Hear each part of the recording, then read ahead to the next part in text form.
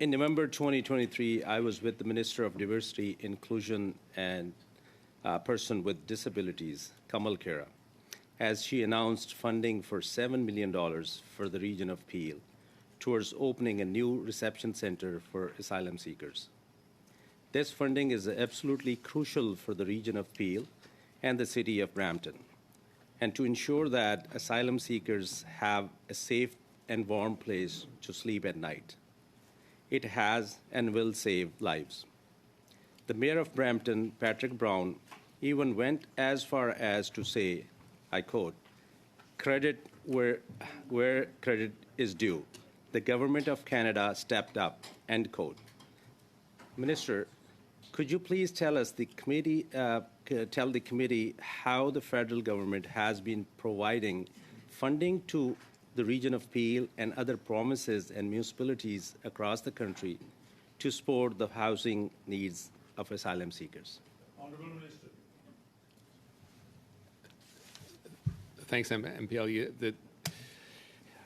The announcement that we made, and you were at, and thank you, obviously, for your advocacy and your colleagues in this, because it was directly responsible for swift action by the federal government, was very important, because this is a humanitarian operation. Whether you agree with whether people that arrive here regularly should be here or not, clearly they need a shelter over their head for the winter, but also as they obtain due process that they're entitled to under the laws of this country and our international obligations. The relationships that we have are different from province to province. We have a different relationship with Quebec, and frankly, it's, despite the political narrative at times, it is more organized than what we have with the government of Ontario.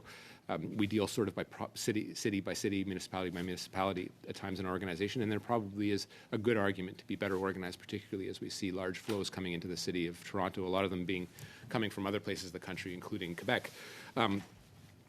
These announcements will save lives. The interim housing program that its name betrays it is something that is interim, but it is intended to keep shelters over people's heads. We are operating federally as well, numbers of hotels across the country to make sure that people are safe. They can have work permits and get jobs, but it isn't ideal, and I don't think anyone credible could tell you that this is the long-term solution to the challenges that we face.